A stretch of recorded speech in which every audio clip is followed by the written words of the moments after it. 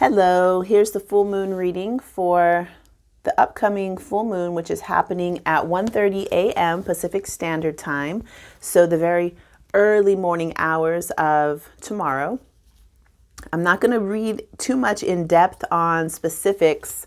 I just want to give an overview. So looking at this chart, you can see the red lines representing difficult, challenging areas where we need to do alchemy to bring harmony or bring some sort of a coherence to things that are not easily mixed. So it's sort of like mixing oil and water when you see the red lines. It is things that are in opposition to each other or at square angles, which are meant to be challenging for us. So we have so many of those things going on in the sky currently. So the thing I want to talk about here is the sun and the moon and what's touching in aspect to the sun and the moon.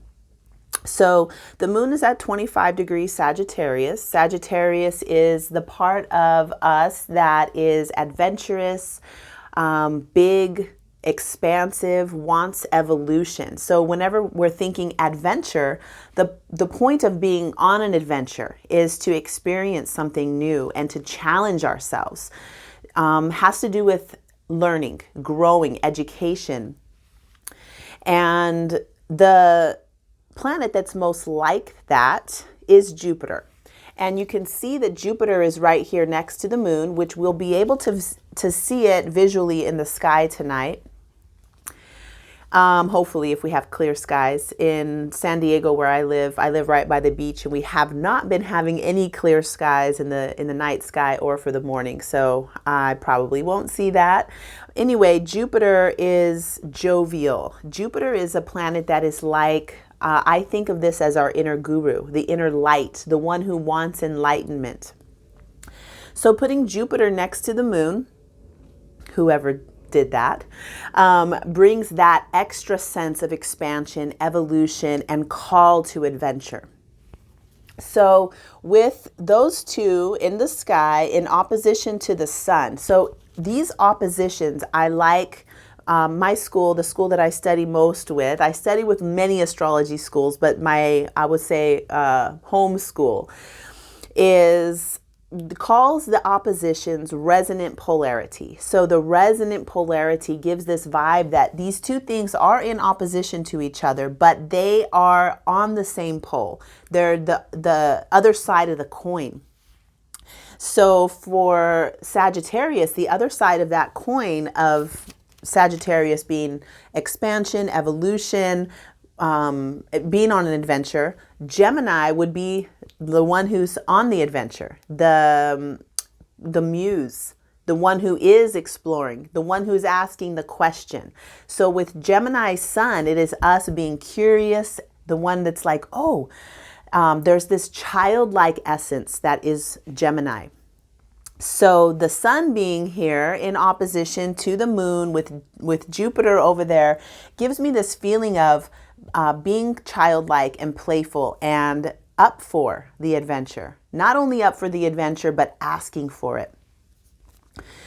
So here we have Neptune. Neptune is at a square angle to the moon and Jupiter.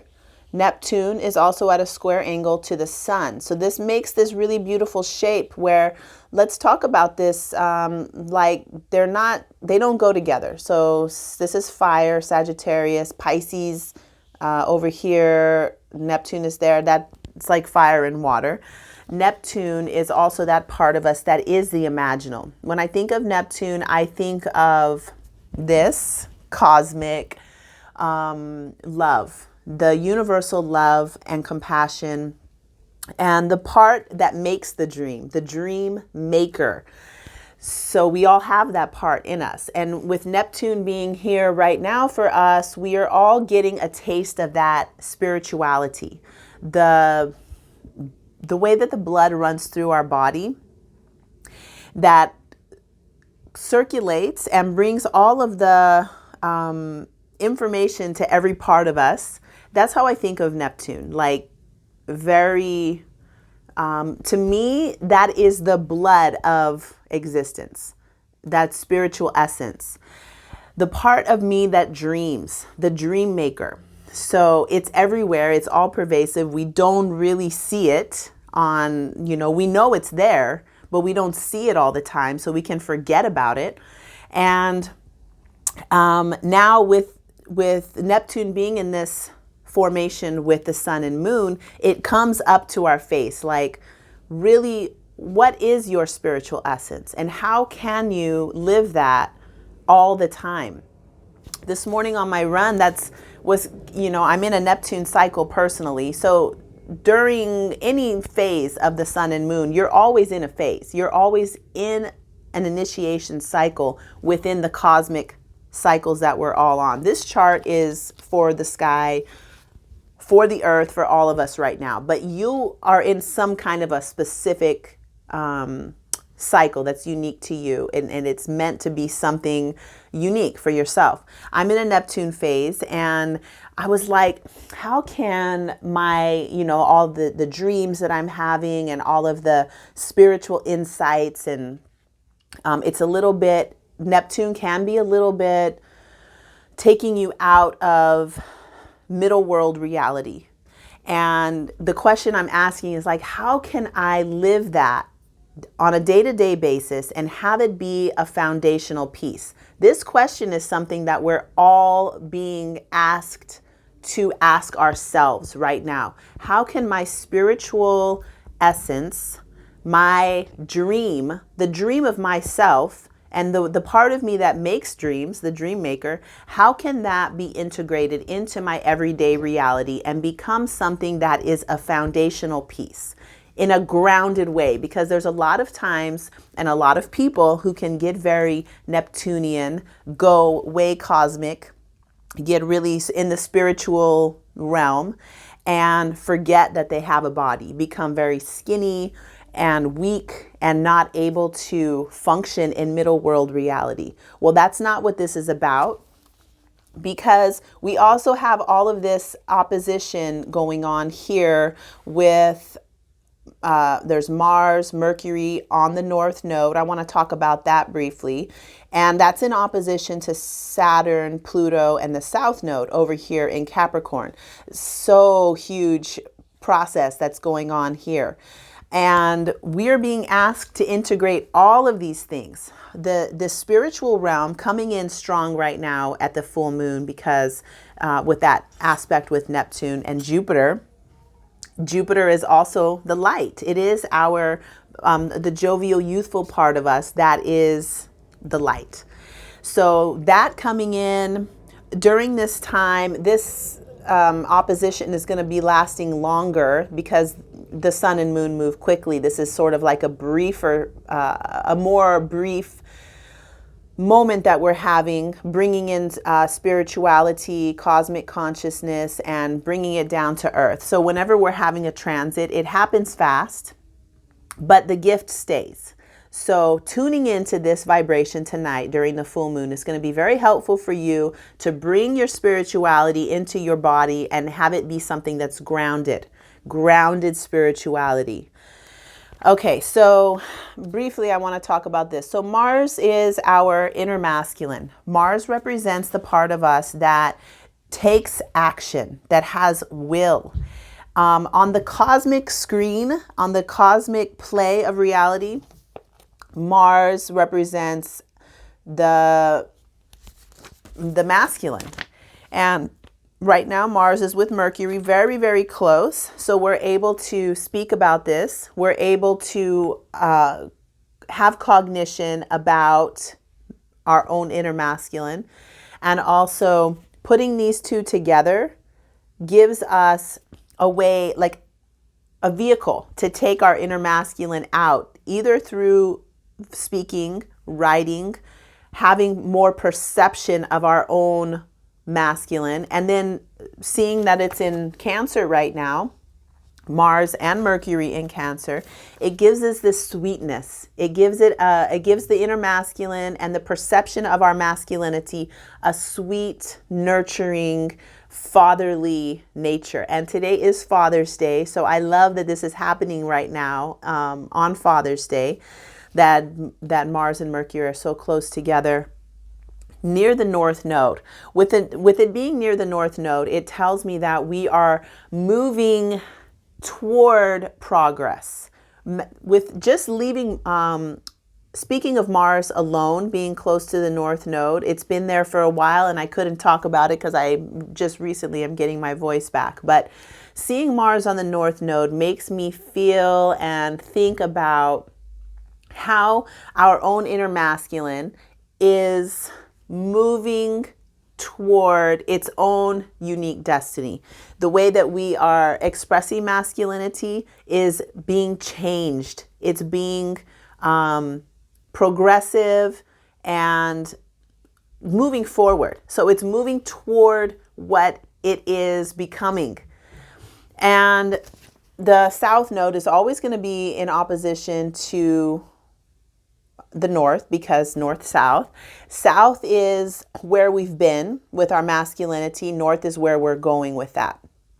So seeing this opposition in the sky has been very inspiring to me, in the sense of being able to understand where we've been and seeing. I had this moment this week thinking like, man, when Rene Descartes was saying, I think, therefore I am, and he took away the animating force behind of all of nature, I had this moment of like, damn him, why did he say that? It got us all into forgetting that just everyday objects around here have their own life force, that they have their own soul.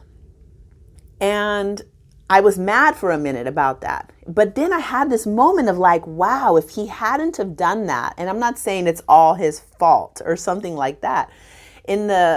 Actually what I'm saying is that was such a blessing and a gift, because for all this time we've had, that process of forgetting soul, forgetting about soul, and looking at objects as if they were just for us to use, that not valuing them for their life and for their own soul essence.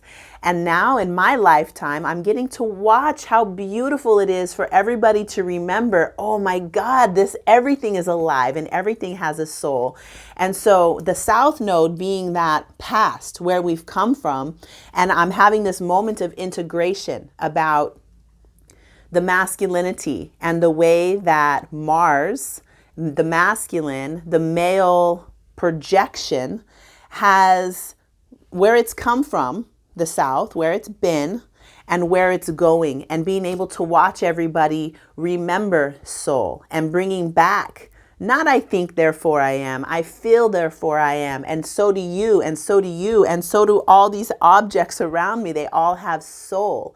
There was a time a couple months ago during Capricorn season when the lady, I don't remember her name, but she's doing tidying up, and there was a movie on Netflix, and everybody start touching their items and like, does this bring me joy?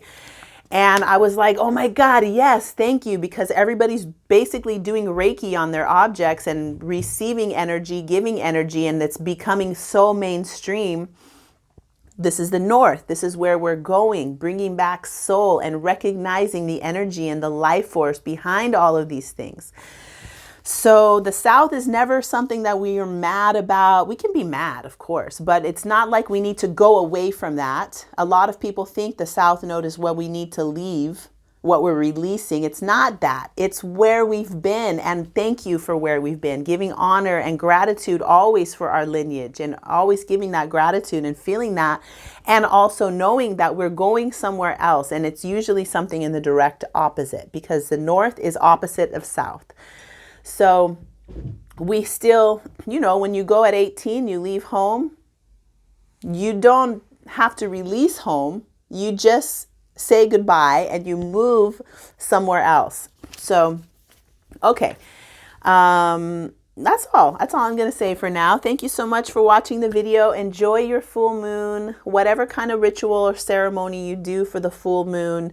I recommend doing something to honor the full moon. What I'm doing today is something with water, not because the full moon has nothing to do with water archetype, because it's Sagittarius Gemini.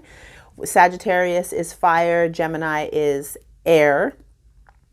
but because I feel like it. So the water ritual I'm going to do today is taking a bowl of water, looking at the water, and just staring at the water, opening to receive a message, letting my own water in my body communicate with the bowl of water. I might bring a crystal and put the crystal in the water. It's more like a meditation, just holding that space, holding the water and gazing into it, breathing, letting whatever happens happen. I like to stay open to receive messages and giving my attention for that moment in a ritual, ceremonial type of way. So there's so many kinds of rituals you can do. I'm just sharing what I'm doing with mine tonight. But thank you so much. I hope you enjoyed the video. Please leave comments. I love to correspond, co-relate, and communicate with you. So thanks again. Happy full moon. And I look forward to connecting with you soon.